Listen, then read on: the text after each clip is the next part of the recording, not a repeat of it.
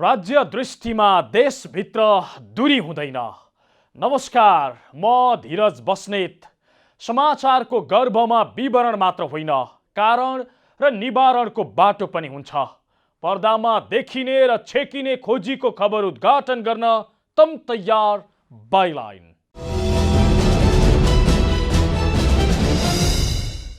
दर्शकबिन, अस्थिर राजनीतिबाट वाक्क भएका नेपाली जनता फेरि त्यही अस्थिरताको खेल हेर्न बाध्य हुने भएका छन्। आफ्नो तुजुक देखाउँदै प्रधानमन्त्री खड्ग प्रसाद ओलीले संसद नै विघटन गरिदिएपछि मुलुक अस्थिरताको भुमरीमा फस्ने खतरा बढेको छ।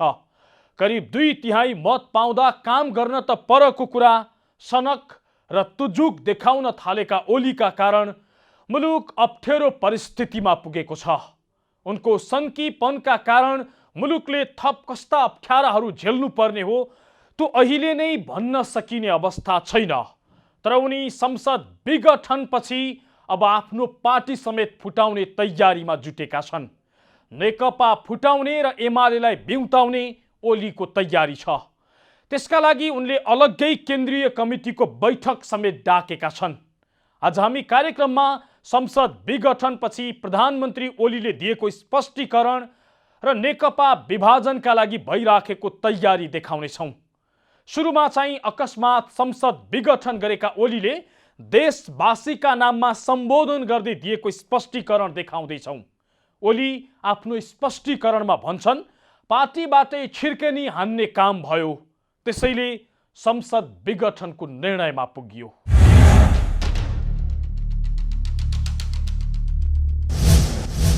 प्रतिनिधि सभा विघटन गरेका प्रधानमन्त्री केपी शर्मा ओलीले आफू किन संसद भङ्ग गर्नुपर्ने परिस्थितिमा पुगे भन्ने विषयमा स्पष्टीकरण दिएका छन्। सोमबार देशवासीका नाममा सम्बोधन गर्दै ओलीले मूलतः 2 कारणले संसद विघटन गर्न बाध्य भएको बताए। पहिलो, पार्टीभित्रैबाट सरकारलाई घेराबन्दीमा पारेर असफल बनाउने प्रयास भएको ओलीको आरोप थियो र दोस्रो, झस्केलाबाट सत्ता हत्याउन खोज्ने प्रयास भएको कारण आफू संसद विघटन गर्न बाध्य भएको अर्को आरोप लगाए। ओलीले सम्बोधनका क्रममा भनेका छन्, संसद विघटन अप्रत्याशित र आकस्मिक जस्तो देखिए पनि राष्ट्रिय राजनीति र पार्टीभित्रकै केही नेताको जनअपेक्षा विपरीतका गतिविधिका कारण यो अवस्था सिर्जना भएको हो। प्रतिनिधि सभाको विघटन गरेर आगामी 78 साल वैशाखमा नयाँ निर्वाचन गर्ने निर्णय गरिएको बेहोरा म निवेदन गर्न चाहन्छु। सतहमा हेर्दा हिजो विकसित घटनाक्रम अप्रत्याशित र आकस्मिक जस्तो देखिए तापनि यो परिस्थिति लामो समयदेखि राष्ट्रिय राजनीति र मूलतः सत्तारूढ नेपाल कम्युनिस्ट पार्टीका केही नेताहरूका असङ्गत विकृत र जनअपेक्षा विपरीतका गतिविधिहरूद्वारा सिर्जना भएको हो। यति मात्र होइन, प्रधानमन्त्री ओलीले सरकारलाई केही गर्नै नदिने र भागभण्डामा आफ्नै दलभित्रबाट प्रधानमन्त्री बन्ने इच्छा राख्ने पार्टीकै केही व्यक्ति पद लोलुप हुँदै प्रमुख प्रतिपक्ष भन्दा पनि चर्को बन्दै सरकारको हात खुट्टा बाँध्ने काम गरेपछि विघटनको निर्णयमा पुग्न बाध्य भएको बताएका छन्। सधैँभरि सत्ता, सधैँभरि सरकार, सधैँभरि पदीय भागभण्डाको चक्रव्यूहमा राजनीतिलाई बन्दी बनाउने काम भयो। लोकतन्त्रमा सत्तापक्षले जनताको आदेश अनुसार काम गर्छ, प्रतिपक्षले नियन्त्रण र सन्तुलनको भूमिका खेल्छ। तर हामी कहाँ सत्तापक्षका कतिपय साथीहरू नै प्रतिपक्षभन्दा बढी आक्रामक, असहयोगी र षड्यन्त्रपूर्ण गतिविधिमा संलग्न हुने विडम्बनापूर्ण अवस्था सिर्जना भयो। आजको स्थिति विकसित हुनुमा कतिपय नेताहरूको गतिविधिको मुख्य जिम्मेवारी रहेको तथ्यलाई एका राख्नुपर्दछ। प्रधानमन्त्री ओलीले सम्बोधनका क्रममा चुनाव जितेर सरकारमा आउन पनि नेकपाका अर्का अध्यक्ष पुष्पकमल दाहाल र वरिष्ठ नेता माधव कुमार नेपाल पक्षका नेताहरूलाई चुनौती दिएका छन्। पार्टी पहिलो शक्ति बन्नुमा, पार्टी एकता हुनुमा र पार्टीले विशाल जनसमर्थन प्राप्त गर्नुमा केपी ओलीको कुनै योगदान छैन। हामी पो निर्णायक हौँ भन्ने कमरेडहरूलाई पनि लोकप्रियता र क्षमताको मापन गर्न यसले अवसर दिनेछ। प्रधानमन्त्री बन्न व्यग्र प्रतीक्षामा वा प्रयासमा रहनुभएका नेताहरूलाई पनि ताजा जनादेशले विकल्प दिनेछ। निकै आक्रोशित मुद्रामा प्रस्तुत भएका प्रधानमन्त्री ओलीले कतिपय नेताहरूको चाहना पद प्रतिष्ठामा मात्र सीमित बनेकाले राजनीतिक रूपमा प्राप्त स्थिर सरकारलाई घेराबन्दी गरिएको बताएका छन्। पार्टीभित्र कार्य विभाजन गरेर एकले सरकार र अर्कोले पार्टी सञ्चालन गर्ने कार्य विभाजन गरिए पनि पार्टीको काम फिटिक्कै नभएको तर सरकारलाई घेराबन्दी गर्ने मात्रै काम भएको ओलीको जिकिर थियो।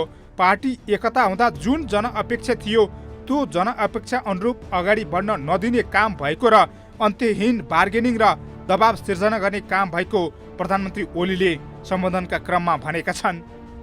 निर्वाचन पश्चात राष्ट्रिय राजनीतिलाई जनअपेक्षा अनुरूप अगाडि बढ्न नदिने विभिन्न विसङ्गत गतिविधि सुरु भयो।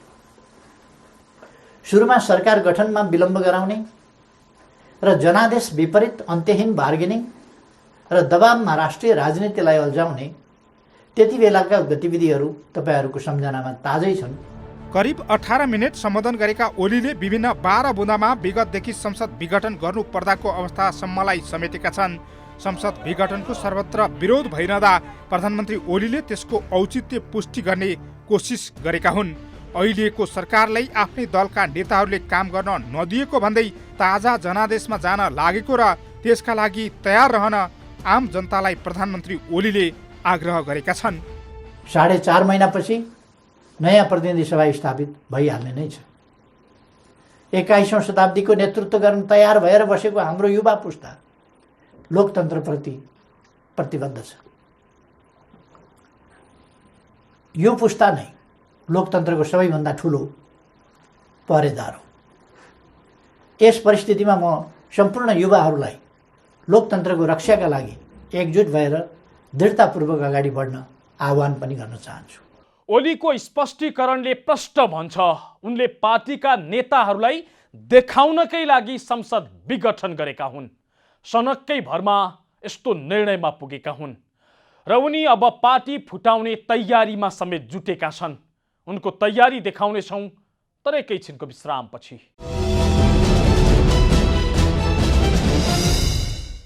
दर्शकबिन, आज हामी बाइलाइनमा संसद विघटनका विषयमा प्रधानमन्त्री ओलीले दिएको स्पष्टीकरण र नेकपा फुटाउनका लागि भइराखेको खेल देखाइराखेका छौँ। नेकपा फुट्ने यस कारण पनि पक्का छ कि स्थायी कमिटी बैठकले ओलीलाई नै कारबाही गरेको छ। त्यति मात्रै होइन, मङ्गलबार ओली र पुष्पकमल दाहाल प्रचण्ड दुवै समूहको छुट्टा छुट्टै केन्द्रीय कमिटीको बैठक बस्दैछ। सम्भवतः यही बैठकबाट पार्टी फुटको औपचारिक घोषणा हुनेछ र प्रधानमन्त्री ओलीलाई नेकपा फुटाएर पहिलेकै एमाले बिउताउने तयारी गरिराखेका छन्। उनको छलफल त्यही दिशामा केन्द्रित छ।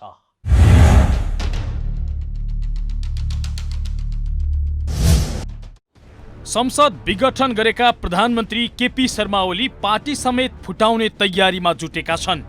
नेकपा स्थायी कमिटीले अनुशासनको कारबाही गर्ने निर्णय गरेसँगै पार्टी अध्यक्ष समेत रहेका प्रधानमन्त्री ओलीले नयाँ दल गठनको तयारी गरेका हुन्। नेकपा अध्यक्ष ओलीले केन्द्रीय कमिटीमा कारबाहीको प्रस्ताव पुग्नु अघि नै अध्यादेश ल्याउने र पार्टी गठन गर्ने तयारी गरेका छन्। त्यसका लागि उनले सोमबार बिहान आफू निकटका सांसद र नेताहरूलाई छलफलका लागि बालुवाटार बोलाएका थिए। बिहान 9 बजे बालुवाटारमा भएको छलफल संसद विघटनपछि पार्टीले ओलीमाथि गरेको कारबाही र नयाँ पार्टी गठनका विषयमा केन्द्रित भएको थियो। भेलामा ओलीले आफू निकटका नेताहरूसँग बलियो समर्थन र साथको माग गरेका थिए। परिस्थिति जस्तो पनि बन्न सक्ने भन्दै सजग भएर अघि बढ्न अपिल गरेका थिए। उनको सङ्केत नेकपाबाट अलगिने सम्मको अवस्था आउन सक्नेतर्फ केन्द्रित थियो।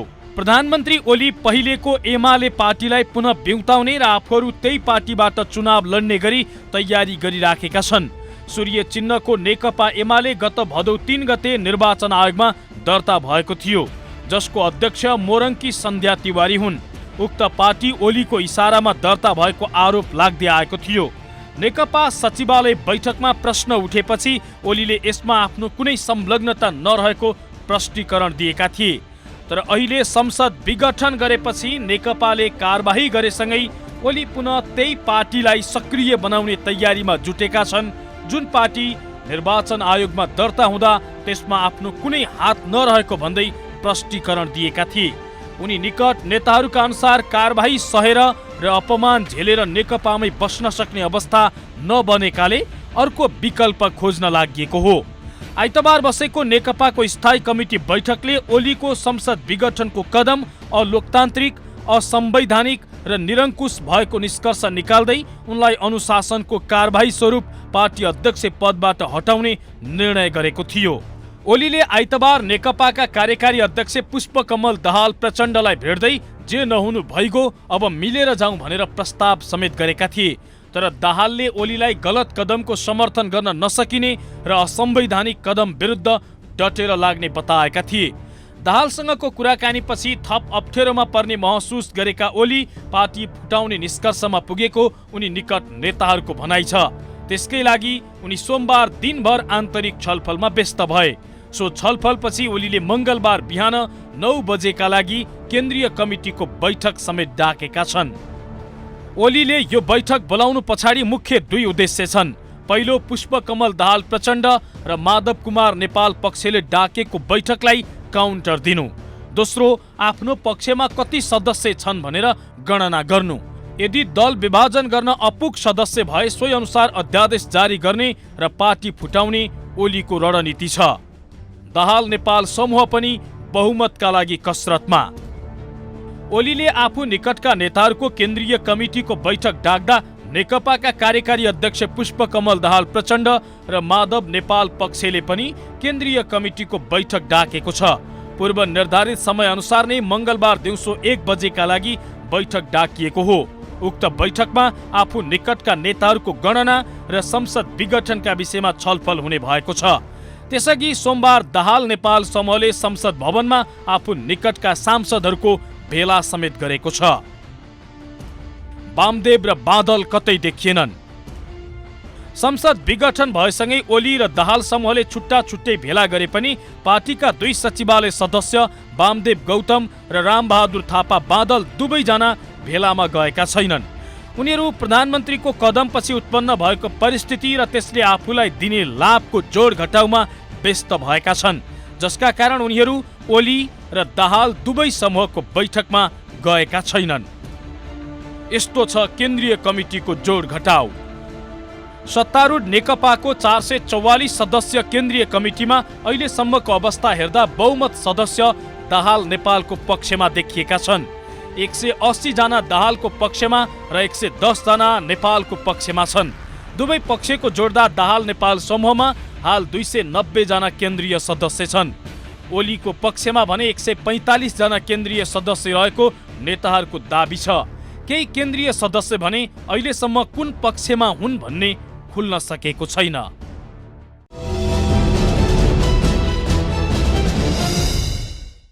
दर्शकबिन, आज हामी बाइलाइनमा संसद विघटनपछि प्रधानमन्त्री ओलीले दिएको स्पष्टीकरण र नेकपा विभाजनका लागि भइराखेको तयारी देखाइराखेका छौं।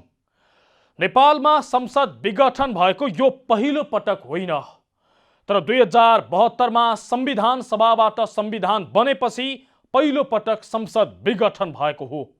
जुन काम संविधान विपरीत भएको कानुनविदहरूको तर्क छ, जसले मुलुकलाई संकटतर्फ धकेल्ने आकलन गर्दै उनीहरू भन्छन् अब सर्वोच्च अदालतको मुख ताक्नु बाहेक अरू विकल्पै छैन। अदालतले चाहे संसद पुनर्स्थापित हुन सक्छ।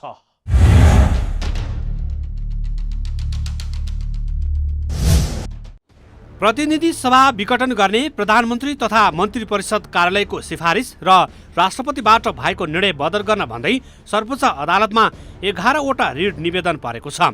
11 मध्ये 10 वटा रिट निवेदन नियमित पेशीमा चढ्ने गरी दर्ता भएको छ भने एउटा रिट चाहिँ सोझै संवैधानिक इजलासमा जाने गरी रिट दर्ता गरिएको छ।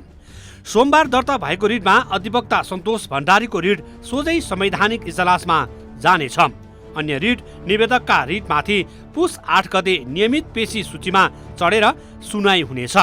सर्वोच्च अदालतका प्रवक्ता भद्रकाली पोखरेलका अनुसार सोमबार दर्ता भएका अन्य रिट निवेदनहरूमा कञ्चन कृष्ण न्यौपाने, सुलभ खरेल, लोकेन्द्र बहादुर ओली, ज्ञानेन्द्र आरड, शालिग्राम सापकोटा, कमल बहादुर खत्री, मणिराम उपाध्याय, अमिता गौतम पौडेल, दीपक राई तथा वरिष्ठ अधिवक्ता दिनेश त्रिपाठीको रहेको छ।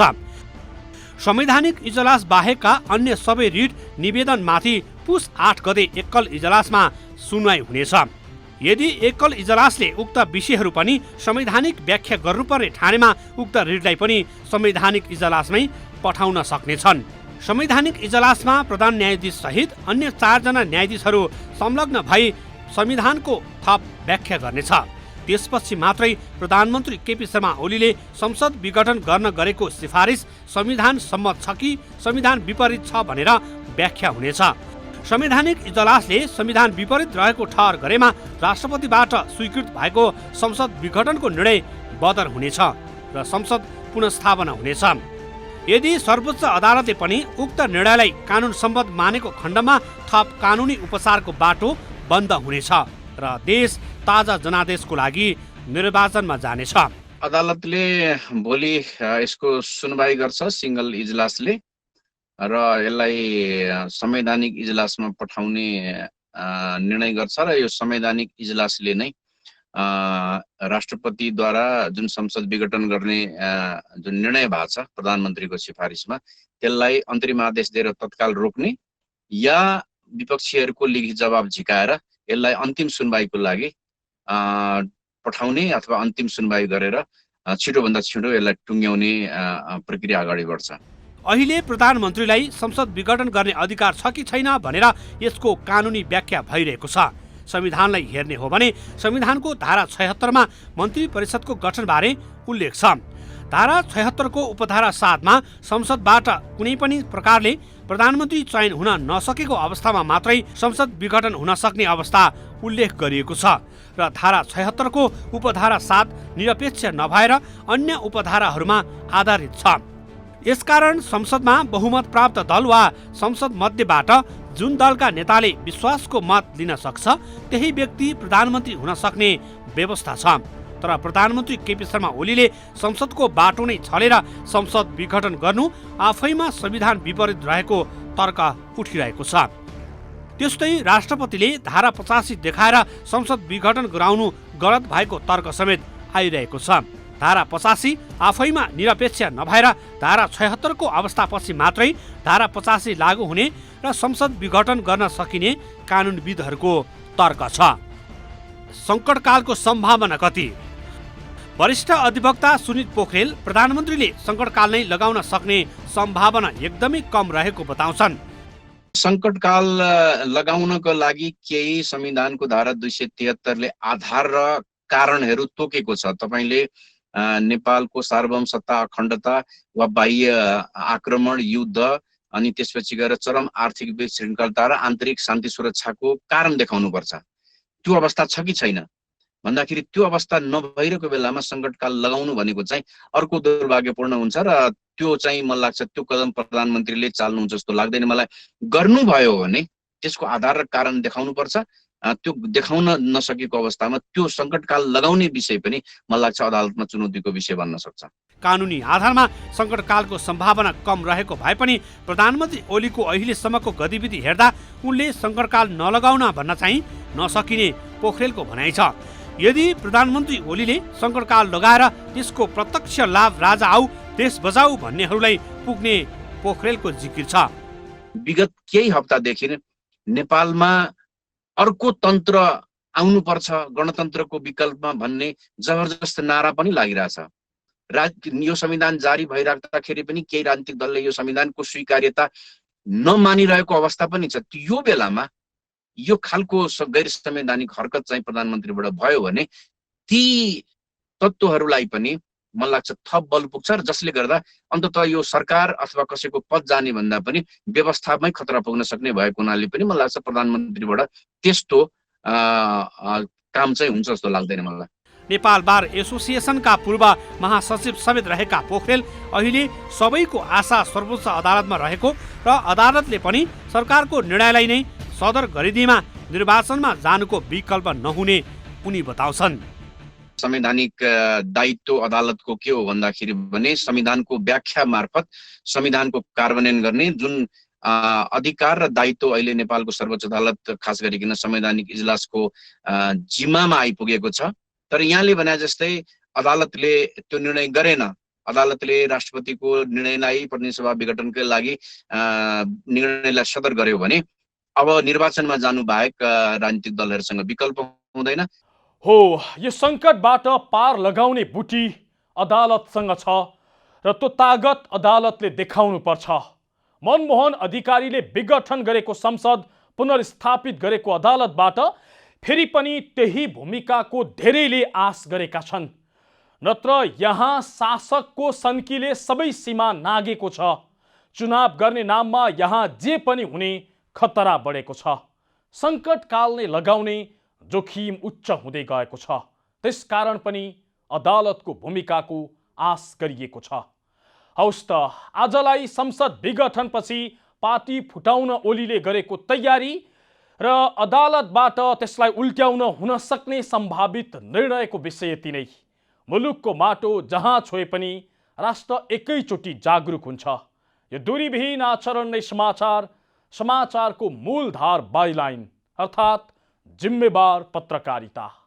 नमस्कार।